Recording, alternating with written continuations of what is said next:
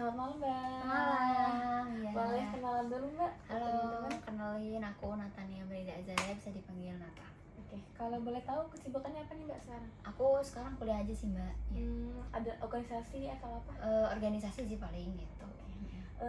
Kalau boleh tahu kuliah di mana, Mbak ya? Saya di UIN Salatiga. Sama kita Ya, seamet sama. ya, berarti. Jurusannya, Mbak? Saya di PI juga. Wah, saya juga PI. Iya. Kelasnya, Mbak? C. Beda kita. Iya, Berarti beda. sebelahan sama saya. Iya, Saya kelas B. iya. Jadi gini, Mbak, saya kan mau ngewawancara tentang kasus yang emang nggak pernah berhenti ya. Pasti semua orang tuh pasti nggak semua orang mengalami, tapi banyaklah yang terdengar di kuping saya ya, yaitu bullying, Mbak. Kalau betul berarti Mbak pernah mengalami hal tersebut ya? Iya, pernah. Oke. Di sini saya berniat untuk mewawancarai topik tersebut. Nah, nanti kalau misalnya ada pertanyaan yang mungkin Mbak nggak berkenan, nggak apa-apa, disampaikan aja. Iya. Bisa saya mulai, Mbak? Oh ya, silakan. Oke. Oke. Jadi kan Mbak pernah mengalami nih, kalau boleh tahu ketika di usia berapa ya? Saat itu sih udah kayaknya 9 tahun 10 tahunan 9 tahun kalau saya nggak salah ingat, karena kelas 3 SD akhir gitu, jadi ya kelas umur 9 tahunan nih kalau nggak salah. Kalau boleh tahu bisa di-spill nggak, Mbak, kayak gimana sih alur kejadiannya gitu? Alurnya ya mungkin awal mulanya ya, kalau awal mulanya sendiri sih sebenarnya nggak pas, saya juga nggak terlalu ingat gimana awalnya, cuman saat itu hal itu berbarengan dengan masalah keluarga juga, jadi memang ada masalah di keluarga, ekonominya lagi turun banget, sampai akhirnya orang tua saya tuh mau nggak mau merantau gitu keluar Jawa, ke Kalimantan khususnya. Jadi ya saat itu ya saya di sini di Jawa cuma sama nenek, sedangkan nenek juga punya cucu yang harus diurus juga selain saya dan kakak saya. Jadi ya pasti kan kalau kasih sayang seorang nenek tuh nggak bisa sama kasih sayang orang tua, jadi ya memang nggak bisa diperhatikan banget gitu. Nah, bullying sendiri waktu itu tuh nggak cuma teman aja gitu, itu tuh juga dari guru gitu. Pelakunya guru Iya, juga? saya merasa tidak diperlakukan adil di saat itu, kayak merasa dijudge secara psikisnya juga sama guru-guru di sana gitu. Oke. Berarti dua ya pelakunya, Iya. maksudnya teman juga, guru juga, jadinya jadi nggak ada, kayak nggak punya tempat gitu, di bingung sekolah harus nggak ada kemana. tempat gitu. Iya. Berarti kalau perasaan banget itu Mbak ngasihnya apa sih gitu ketika dibully itu? Tentu sih waktu itu ketakutan ya, yang pasti terbesar adalah ketakutan. Jadi saya tuh nggak mau sekolah, takut sekolah. Jadi setiap saya mau bangun, saya tuh selalu bertanya kepada Tuhan, kenapa saya selalu masih hidup, kenapa saya selalu diberikan nafas. Saking takutnya saat itu, saking nggak ada tempatnya juga, saking bingung juga harus mengekspresikannya bagaimana gitu. Takut, sedih, nggak berguna sih pasti rasanya saat itu, kayak kenapa saya yang ngalamin semua ini gitu, padahal ada orang lain, kenapa harus saya. Itu sih yang paling terasa dan sakit banget gitu saat itu tuh sebetulnya. Itu kira-kira sampai sekarang nggak, Mbak, bawa nggak rasa itu? Pasti, kalau kita kan kenal istilahnya ke-trigger ya. Nah itu ada beberapa momen saya tuh bisa ke-trigger, dan ketika saya ke-trigger saya tuh bisa sampai shaky, sampai ketakutan, bahkan saya sampai menggigil, sampai kayak saya tuh benar-benar ngerasain yang sakit tuh kayak ditusuk satu badan. Itu saya bisa ngerasain kayak gitu, kayak apa ya bahasanya, neurosis ya.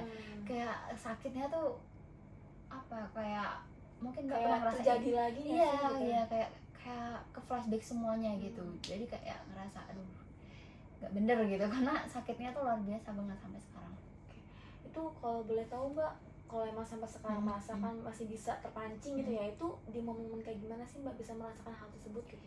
Sebenarnya kalau sekarang sih jarang ya, alhamdulillah, karena lingkungan juga mendukung. Kayak sana saya kuliah ketemu sama teman-teman yang baik, support sistemnya tuh bagus. Perlahan juga kan keadaan keluarga itu pasti membaik ya, alhamdulillah, hubungan sama orang tua, sama kakak adik gitu. Terus juga saya juga lebih dewasa lagi dalam menyikapi hal-hal dalam hidup ini. Saya juga bisa lebih kayak ternyata gini yang dimaksud Tuhan, kayak hikmahnya tuh kayak gini dalam hidup saya. Mungkin kalau saya nggak mengalami itu, saya nggak bisa cerita hari ini, nggak bisa share ke teman-teman gitu. Jadi ya ketika ke-trigger mungkin saat capek, dan saat saya ngelihat orang yang sama kayak saya gitu. Saya pernah ke-trigger banget itu ketika ngelihat ada salah satu mahasiswa di salah satu perguruan tinggi itu bunuh diri. Saya nggak sengaja ngeliat foto beliau ketika bunuh diri itu, posisi yang udah tergantung seperti itu. Itu saya malamnya langsung benar-benar gemeter, saya ketakutan, saya habis sholat itu saya gemeter ketakutan, saya nggak karuan. Padahal saya nggak ada hubungan atau apapun, nggak kenal siapa dia, tapi saya bisa merasakan setakut apa saat itu dia. Saya bisa merasakan traumanya dia gitu, sampai dia akhirnya bisa benar-benar memutuskan untuk mengakhiri hidup. Karena sebenarnya orang yang dibully itu, kalau kita bilang sholat gini itu nggak mempan, karena dia cuma nyari tenang, nyari di mana dia bisa lepas dari masalah itu sejenak gitu. Ibarat kalau orang ya tidur kan pasti lupa sama masalah ya. Ya kalau orang-orang dengan kasus seperti itu ya dia pengen apa ya, tidur selamanya gitu biasanya. Tempat buat kayak istirahat, karena dia ngerasain di dunia ini tuh kayak dia tuh nggak ada berguna tempat buat gitu, tenang gitu. Betul. Oh iya, paham saya seperti itu ya. Kemudian Mbak, kalau boleh tahu tuh kan gimana gitu cara Mbak tuh apa ya menghadapi situasi pas ketika SD itu, gimana sih solusinya Mbak gitu untuk kayak udahlah nggak apa-apa gitu loh, di titik nggak apa-apa tuh seperti apa gitu?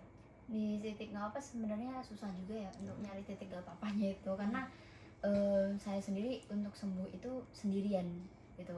Jadi orang tua pun nggak tahu Mbak? Iya, sebetulnya orang tua tuh nggak tahu sampai gitu. Sekarang saya juga apa ya, nggak cerita karena memang ada beberapa faktor yang saya takutkan ketika orang tua saya tahu nanti malah merembet kemana-mana seperti itu. Jadi ya better lah ya dikip aja sendiri, nanti mungkin ada waktunya saya bisa cerita dengan keberanian saya. Karena ketika saya mau cerita itu kayak ke-trigger juga di bagian masalah keluarganya gitu, jadi takutnya malah ke bawah-bawah emosional dan meledak, dan akhirnya tambah mungkin jadinya takutnya mengacaukan situasi yang udah terjadi sekarang yang sudah baik gitu. Jadi titik ininya ya aku jalani aja sih sebenarnya Mbak, kayak ya udahlah dijalani aja gitu, karena aku udah sempat mau bunuh diri saat itu gitu. Jadi saking udah nggak ada tempatnya lagi gitu, jadi udah bingung mau gimana.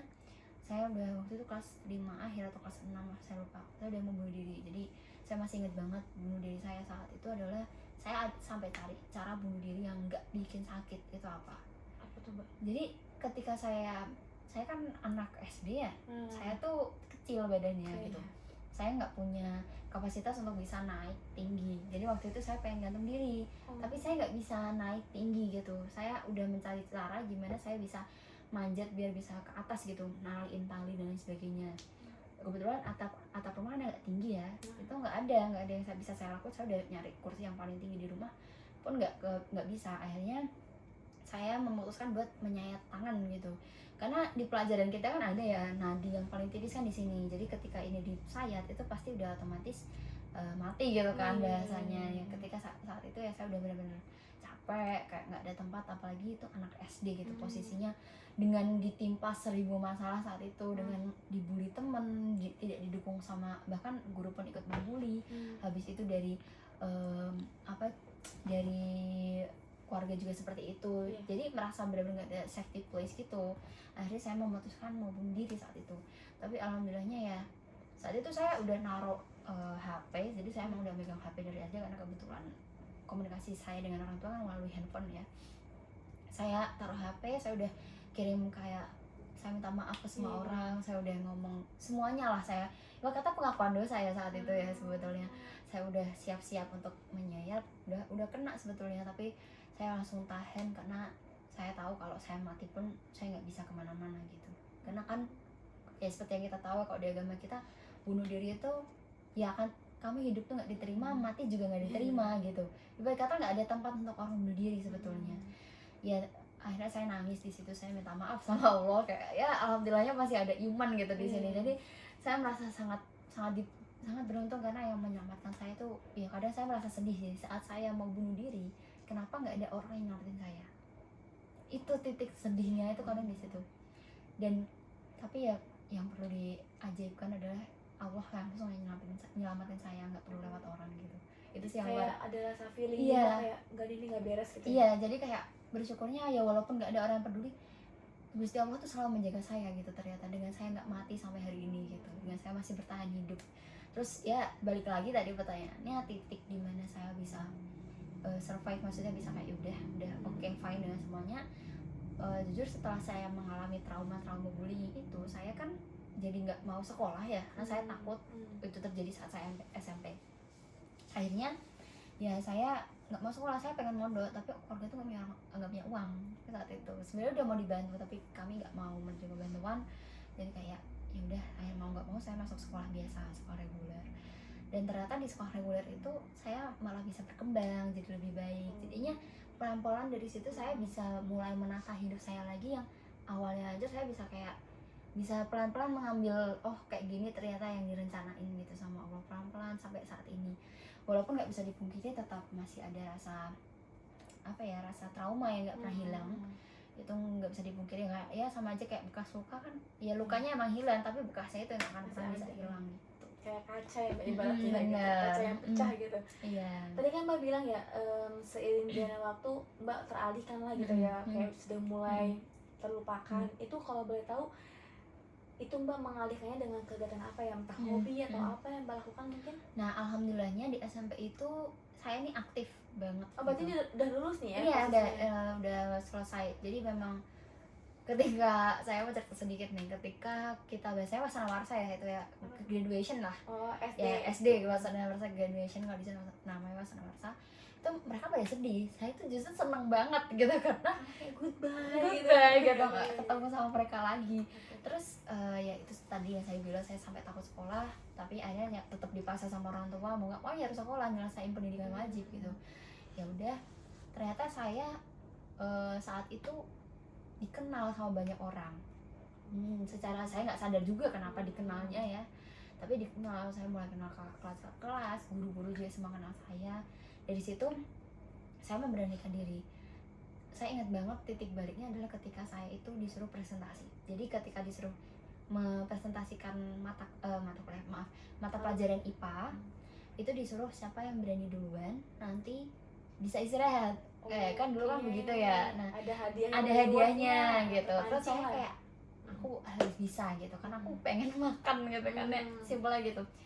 Itu notebook itu kan kayak ya harus lisan gitu. Akhirnya saya maju untuk mempresentasikan, dan dari situlah saya akhirnya bisa berani ngomong di depan orang. Saya bisa melawan ketakutan itu. Saya aktif di organisasi. Saya sempat jadi ketua rohis, terus saya juga jadi mayoret, saya jadi ketua jurnalistik majalah di SMP. Terus saya juga jadi duta literasi, saya ikut lomba tari sampai provinsi kayak gitu. Terus saya juga ya aktif lah di seminar-seminar yang ada di SMP saat itu. Jadi mulai banyak kesibukan di SMP. Ya, alhamdulillah dengan adanya kesibukan itu tuh jadi mengalihkan banget gitu. Jujur sih di situ. Berarti untuk orang-orang yang kayak mengalami kesedihan itu emang apa ya, solusi terbaik itu emang mesti mengalihkan perhatian. Betul, ya Mbak, perlu ada hobi ya mungkin ya. Perlu ada sesuatu yang dikerjakan lah, kesibukan gitu. Tadi kan Mbak kayak senang banget nih graduation SD itu. Berarti kalau sekarang nih misalkan Mbak diajak reuni SD mau nggak sih kira-kira? Jujur ya, kalau saya sendiri saya nggak mau, karena saya nggak mau nyari sakitnya saya. Berarti Mbak sampai sekarang hubungan dengan teman-teman SD masih belum baik juga? Tidak, saya tidak akan pernah baik juga sama mereka sebetulnya. Sampai sekarang nggak ada kontak kan? Nggak ada. Sebetulnya sempat ada saat SMP itu, saat saya menjadi terkenal, itu mereka sempat kayak mengakui kalau saya teman mereka gitu. Tapi itu satu SMP sama mereka? Inilah maksudnya kayak kebaikan Allah di sini gitu Mbak. Saya merasa saya ini kan SD, SMP, SMA di satu kota yang sama, tapi saya nggak pernah ketemu sama mereka. Sampai sekarang saya tuh bener-bener jarang dipertemukan. Kayak Allah tuh bener-bener menjaga saya, karena mungkin Allah tahu kapasitas saya. Jadi ya saya nggak pernah dipertemukan sama mereka. Cuman pas itu sempat beberapa kali main ya, mungkin sama cewek-ceweknya aja. Itu saya masih oke lah. Soalnya yang membuli saya itu kan memang cewek cowok, tapi ya cewek cowok dan itu hampir kayak separuh kelas mungkin bisa dibilang gitu. Tapi ya saya waktu itu fine aja, karena saya merasa ya mereka butuh saya gitu untuk mencari ketenaran gitu ya bahasanya. Jadi ya udahlah gitu. Tapi untuk bisa dibilang untuk memaafkan, saya nggak akan pernah bisa memaafkan jujur dari lubuk hati saya, karena maksudnya begini ya, untuk saya bisa hidup sampai sekarang aja itu udah luar biasa, udah anugerah gitu dari Allah. Masa bisa-bisanya mereka yang begitu sama saya, kok saya nggak bisa deh intinya memaafkan orang yang udah berbuat sangat keji gitu. Ini lah maksudnya kayak mungkin ya sedalam itu maksudnya. Sedalam itu saya nggak bisa segampang itu untuk memaafkan, karena saya pernah nggak sengaja banget. Bisa dibilang dari SMP sampai SMA itu ketemu baru sekali tuh. Bahkan saya nggak ngeh kalau, jadi saya ngeh kalau ternyata si pembuli ini ada di satu lingkup yang sama-sama saya itu ketika saya SMA kelas 3 udah mau selesai gitu, saya baru ada karena dia lewat terus jadi posisi saya sama teman saya, dia sama temennya. Jadi teman saya sama teman dia itu sama-sama ngobrol, kita kan cuma diem-dieman ya, saling seberangan gini, itu diem aja gitu. Bahkan dia tuh nggak berani eye contact gitu sama saya gitu. Tapi kita kan cuma diem ya, kita cuma nemenin teman kita masing-masing ngobrol. Saya pulang dari situ saya nangis, saya teriak-teriak kayak orang gila, bener itu nangis. Saya sampai sholat saya bilang mohon maaf ya, saya bilang kenapa mereka yang membeli saya tuh masih hidup, masih punya kaki, masih bisa jalan sampai sekarang. Saking sakit hatinya saya ya, gimana ya, kayak jadi ke trigger gitu. Soalnya sampai teriak-teriak, sampai sakit, badan saya semua tuh sampai sakit, sampai lemes kayak orang apa ya, kayak orang sakit deh, kayak orang sakit beneran. Jadi kayak teriak-teriak terus saya nangis nggak karuan. Habis itu ya badan tuh kerasa sakit gitu kan. Saya itu sampai doa gitu sama Allah, kenapa ya Allah dia masih bisa jalan, sedangkan saya di sini mati-matian bisa untuk hidup gitu. Di saat itu kan Mbak lagi kayak sedih, kayak teriak-teriak seperti itu, ada nggak teman atau sepupu atau siapa yang menemani Mbak gitu? Nah kebetulan saya tuh tipe orang yang nggak bisa nangis kalau di rumah sih. Jadi kalau nangis tuh di sholat gitu, saat sholat. Jadi kayak ya biar nggak kelihatan juga sih kalau nangis gitu. Nah kebetulan saat itu rumah lagi sepi saat saya sedang ke trigger itu. Terus beberapa teman-teman saya SMA itu udah tahu cerita saya kayak gimana.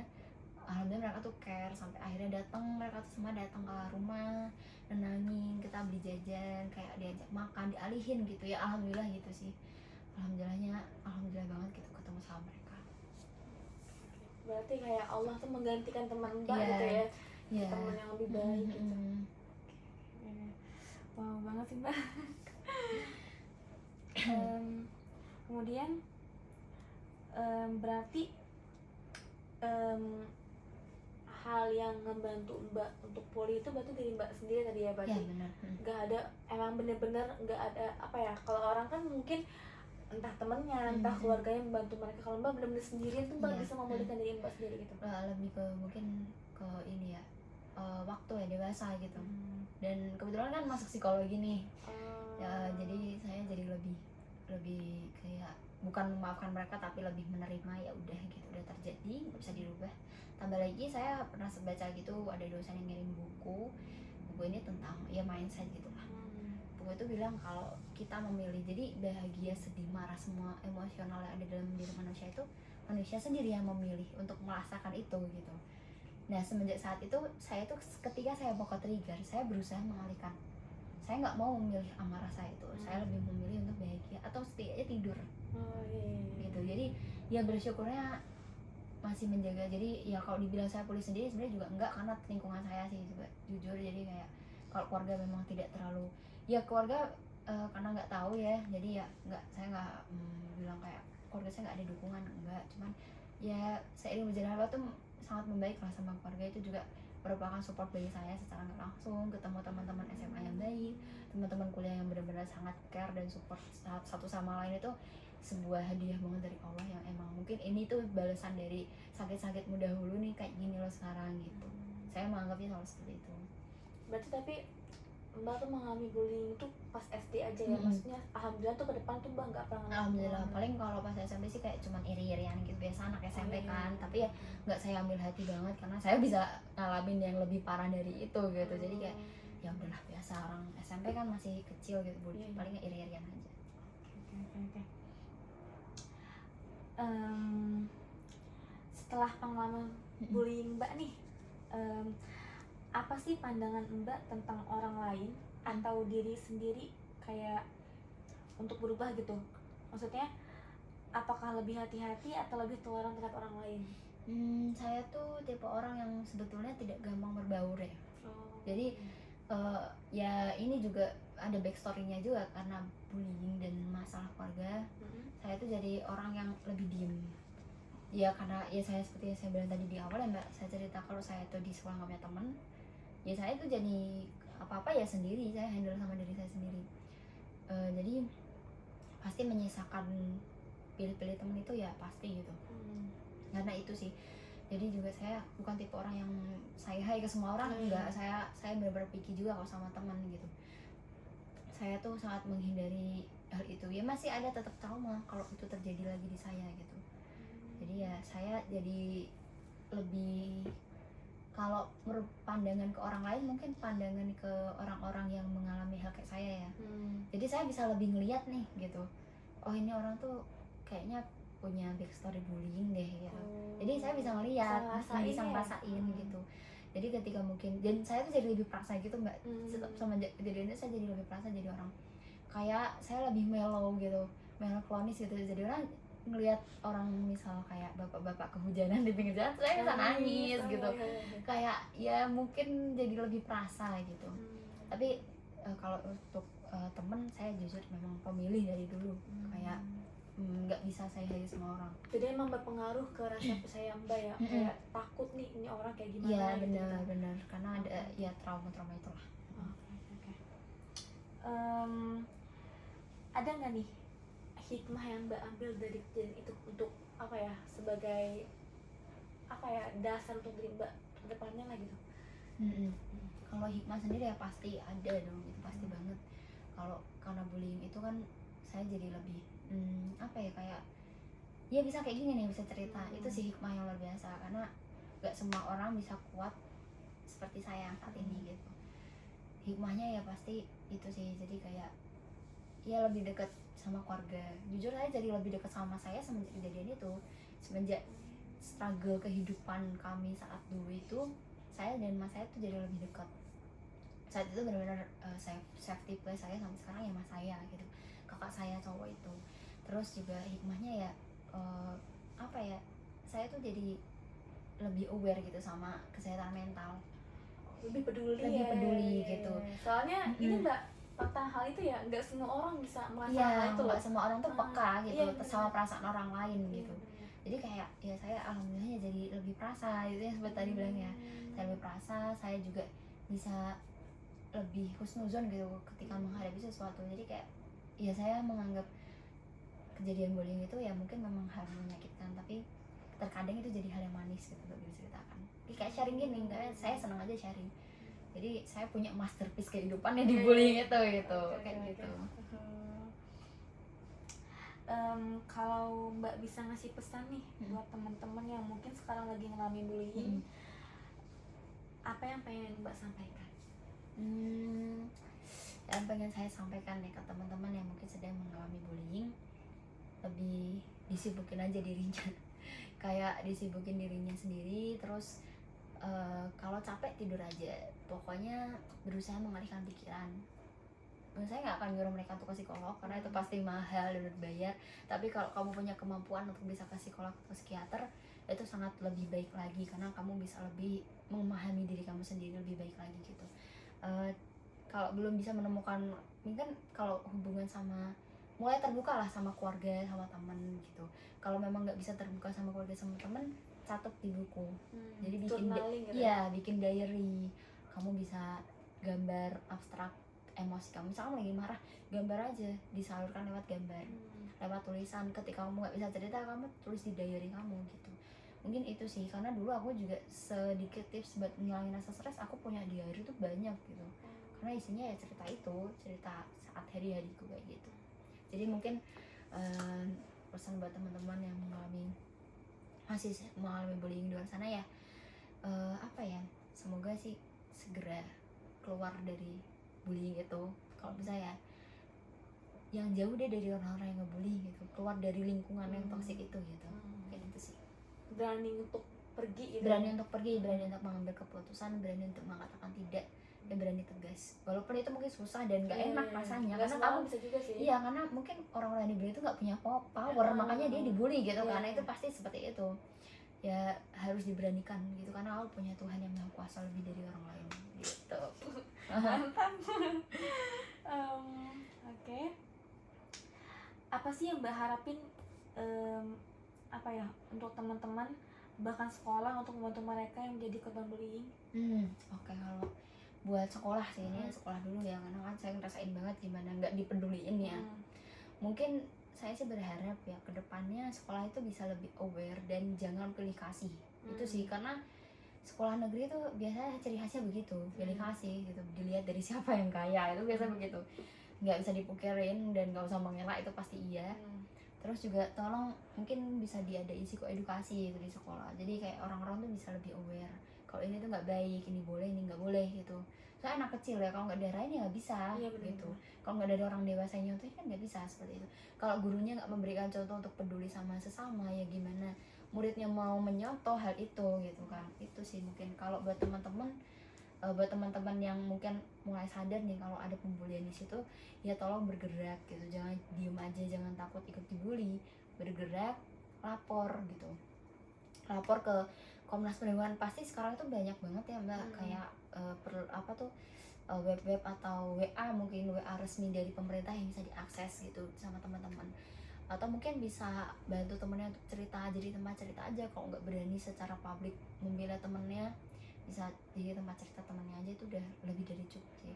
Kalau buat masyarakat ya, tadi tanya masyarakat ya mbak, buat masyarakat mungkin apa ya, dukungannya sebenarnya lebih ke yaitu harus peduli juga gitu, peduli sama jangan terlalu ditekan secara sosial, karena kadang masyarakat juga berperan di situ dalam arti tekanan sosial, pressure gitu, ekspektasi sosial yang menekan mereka gitu.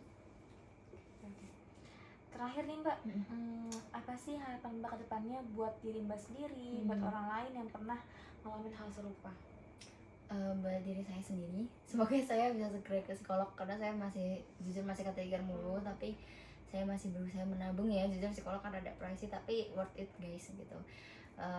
Harapan kedepannya semoga selalu kayak gini gitu, selalu jadi pribadi yang ceria dan selalu bisa memilih dan memilah untuk bisa bahagia ataupun sedih gitu. Dan semoga tetap diberikan lingkungan yang baik, diberikan teman-teman yang selalu baik juga sampai kuliah selesai, sampai pun nanti di lingkungan kerja.